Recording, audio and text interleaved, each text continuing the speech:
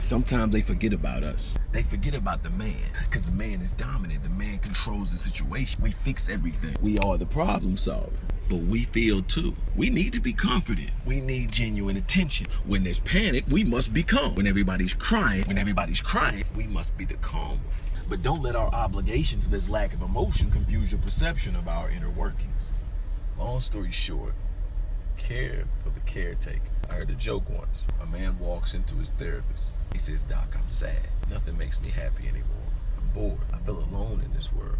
The doctor says, "You need to be entertained. There's a clown, the great Pagliacci. He's in town. You should go see him. Have a laugh. Nobody cannot be entertained by the great Pagliacci." The man bursts into tears. He says, "I am Pagliacci. Who entertains the entertainer? Who takes care of the caretaker? Anybody can get it." Heidi ho, bumper Clyde. Facts. The hardest thing for niggas to do is ask for help. And there's two main reasons why this is so difficult for niggas. One, the people you surround yourself with are giving you a hard time when you do actually need help. Or two, you got so much pride you don't want to ask for help until it's too late. Both of which are a problem. Solution: rid yourself of the corny motherfuckers that are around you. A real friend is going to invite you to ask for help, offer help when you don't even really need, in turn making it easier when you do need help or want to ask. Lastly, if the only problem you got is properly asking for help, then you're the fucking problem. Time for some confusing words. If in certain circumstances the only thing stifling your progression is your pride, then you deserve to be led to your ultimate demise. This is IG. Let me tell you that in meme terms. Your pride is like a 100-pound weight and you're in the ocean. Let it go. You didn't get pride overnight, so you won't be able to let it go overnight. Work hard at it. And don't forget, anybody can get it. Yeah. You can't have a team by yourself. We work. So I'm trying to have all my niggas running Glass House this summer. I'm trying to have all my niggas running Glass House this summer. So we can turn it up, turn it up, turn it up, turn it up, turn it up, turn it up, turn it up. So we can turn it up, turn it up, turn it up, turn it up, turn it up, turn it up, turn it up. I'm trying to have all my niggas running Glass House this summer. I'm trying to have all my niggas running Glass House this summer. So we can turn it up, turn it up, turn it up, turn it up, turn it up, turn it up, turn it up. So we can turn it up, turn it up, turn it up, turn it up, turn it up. I'm tryna have all my niggas running Glass House this summer. All my niggas. I'm tryna have all my niggas running Glass House this summer.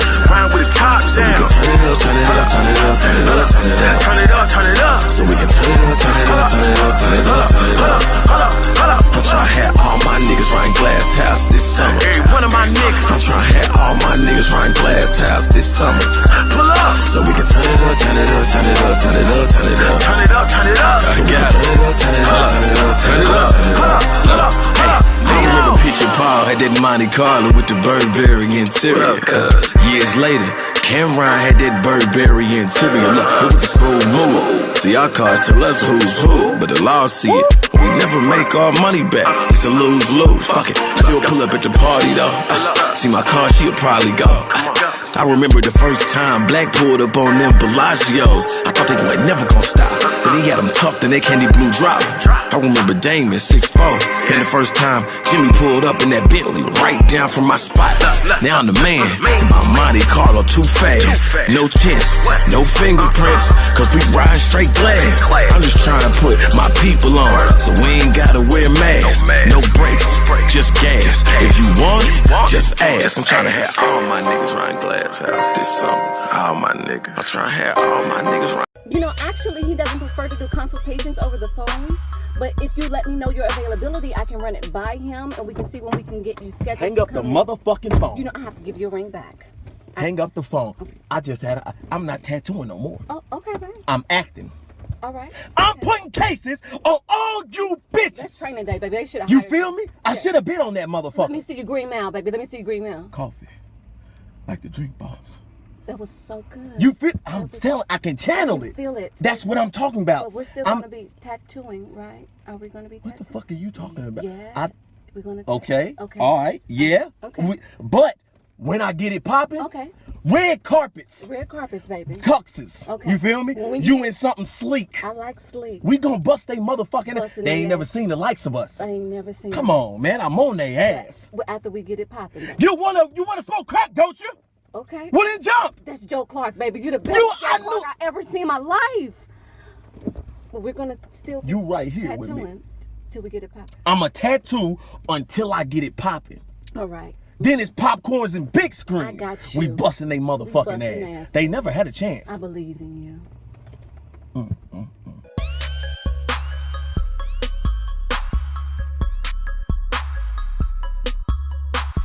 Tag poop pushers. Now they say practice make perfect, right? And although relationships is built off of love and care and respect, it's also based off that stroke. So if you practice for anything else, why wouldn't you get your practice in preparing to spend the rest of your life with that special woman? Follow me now. When you finally get in that relationship and y'all wait for that special day to bump ugly, you don't want to be in there playing hide the knuckle and pity pats with your fun stick. I'm saying you gotta get your practice in now. Go and knock off all the random worthless bitches you can get a hold of and get great. That way, even if for whatever reason you in an argument with your lady when y'all are in a relationship and a horrible situation comes up where you wrong, you still got your ace in the hole. Throw that motherfucking stroke on that bitch and make her forget about being right. Believe me, it works every fucking time. Moral of the story, get great at something before you commit to doing it for the rest of your life with somebody, and deliver the stroke with the power of Thor's fucking hammer. And don't forget, anybody can get it.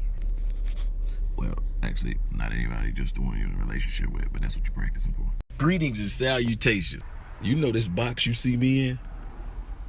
You control this motherfucker. Stay with me now. You control what you put on this motherfucker. You control who you interact with, and you control who you let to interact with your ass. My point is this. Words like thirsty and creepy and lurking can't exist without your ass. For instance, when it's a bitch in my DMs like she wanted to suck the soul out of me, I have options. Option 1, let her suck me until I'm looking one of them Bible niggas in the face. Option 2, politely decline her offer and go about my business. And if her advances continue, either ignore or block the shit out that bitch.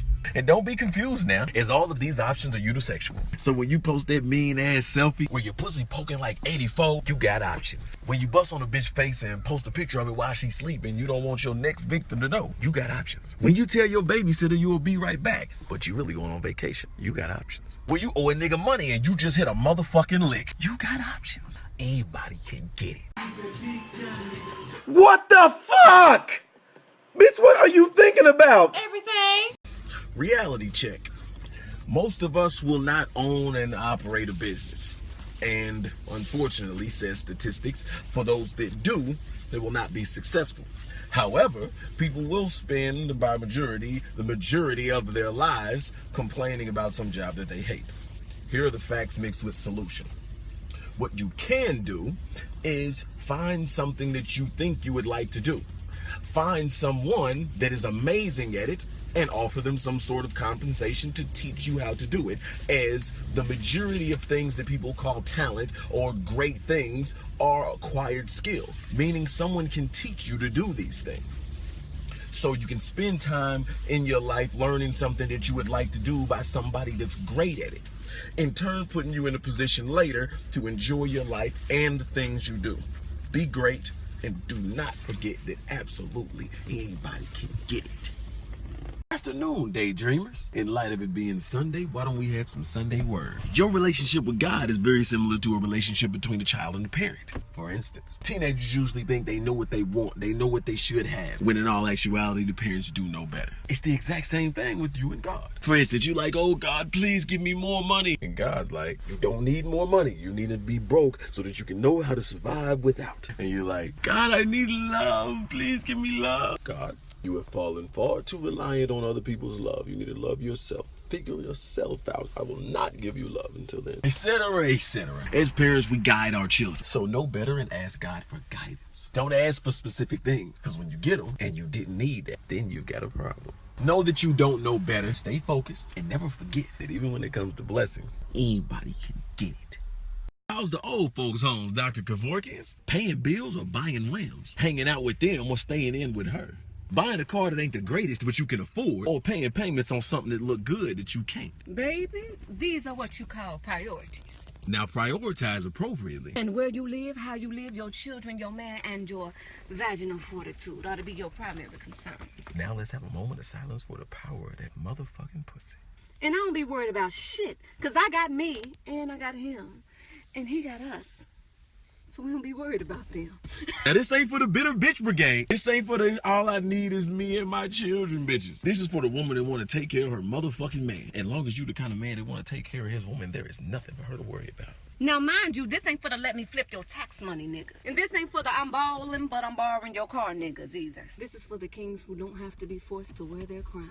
And the queens that don't need to be told they queens. So, ladies, keep your credit score high and your pussy mouths low. Cause anybody can. What's shaking, Marty McFlies? Check it, what you call a dream, I might just say it's a bright idea. And a regular night spidering for me might be an unfathomable fantasy for you. Spider, you know, just 3 women and me, just 4 people, 8 legs, never mind. Perception versus reality. Sometimes perceiving another person's reality can change your perception. All the while applying another person's perspective to your reality could contaminate your progression. Long story short, the grass ain't always greener on the other side, bitch. Important side note, in the case of the only reason your grass ain't greener is because of shade being thrown from a tree, be sure to get a chainsaw and cut that bitch down. Greatness is on his motherfucking way. Find somebody you like and tell them you love them, and find somebody you don't like and tell them to fuck off. Forward progress is the only progress acceptable. Well, unless it's a lateral movement in preparation for forward progress, in which situation will be fine. That's another story. Now go be tight, and if they ask why, tell them because Trey Knight have told you to. And don't forget, all together now, anybody can get it. Peace and blessings, you punk bitches. Your lips is popping. I'm trying to get Fox to go to happy hour with me today. But you know how men be tripping. Tripping like what? You know. What kind of tripping? He don't be want nobody to talk to her. Dear niggas, it is every other nigga in the world's job to try to fuck your bitch. However, it's your job to treat that woman amazing, and that'll ensure that she don't even entertain the idea of a nigga trying to talk to her. Trust me, fellas. If you are properly taking care of home, a real woman will never run. So what you do if a nigga try to talk to you? Nigga, me? I curve niggas with a surgeon's precision. Okay. I be like, got a man, fuck out of here. As you should. And that's the kind of shit to give a nigga confidence, you feel me? Sometimes I like to watch a nigga try to talk to you. Well, you go try it. You go try it. The nigga never had a chance. Never. And ladies, if you have a good man, and you out here giving these other niggas false hope, opening windows for them to disrespect your relationship, you so far the fuck out of line. Trust is a must. And confidence is key. And don't forget, Anybody can get it. Vini Vici, trap star. I got a question. Do you think Will Smith is really a superhero? Do you think Denzel Washington is a corrupt police officer? Do you think Clint Eastwood's really a fucking cowboy? I hope not, otherwise you're a fucking idiot. Point is, you rap niggas take this shit way too fucking serious. Trying to rap about what your life is really about, or really trying to do shit that you rap about. To help me drive this point home, I brought a motherfucking friend along. Out there, gay. The main component in rap music is inner fucking tainment. So if you let them corny ass rap niggas that you fuck with, listen to, or rotate with, make you feel like you need to be rapping about that shit or doing that shit, you stupid as a motherfucker. Rap is inner fucking tainment. On the opposite end, you can have all the fucking knowledge in the world, the most conscious motherfucker you can imagine. If that shit you rapping ain't entertaining, get it the fuck out of here. So don't get discouraged by the naysayer. And when you think of your rap career, think of your favorite fucking movie and be like it. And unequivocally, do not forget that absolutely anybody can get it. Hey, so we in there for 939. Hey, G, they never had a chance, baby. Make sure you tell them everything they see in here is real. I didn't do this on accident, baby. Okay. Come on, they thought it was a game. I come out the house prepared to destroy anything. Bong bong, Wu-Tangers. Today's phrase is friendly competition. Your shit hard, but I can do it better. It's friendly competition. Your core fast, but I can make mine faster. Let's have some friendly competition. Your hair nice, but mine can be nicer. Let's have some friendly competition. Everybody has those friends who want to have friendly competition. Breaking news. Them ain't your motherfucking friends, bitch. Friendly competition is a oxy fucking moron. Like tall midget, stupid genius, or friendly comp a fucking tition. As my friend, you should want me to be great. Your job is to make sure I am my best. Period. As a competitor, you don't give a fuck what I am as long as I'm not better than your ass. So how the fuck can we have friendly competition? If you got a friend that competes with you, get away from that motherfucker. Cause they've been subtly giving you hints that if that day comes, bitch, where it comes down to you two, your ass is going down. So count your blessings, cut your losses. And when I say losses, I mean fake ass friends. Cause anybody can get it. Happy Kegels, you Bonnie and Clydes. Here's a little relationship etiquette. For instance, the importance of dominance. And submission. For who? For you, nigga. And I guess for me too. As long as you submitting to a man who has your best interest at heart. So when is it appropriate for me to be dominant? When I ain't around. When in the presence of a genuinely dominant man, anything but femininity is unnecessary from a woman.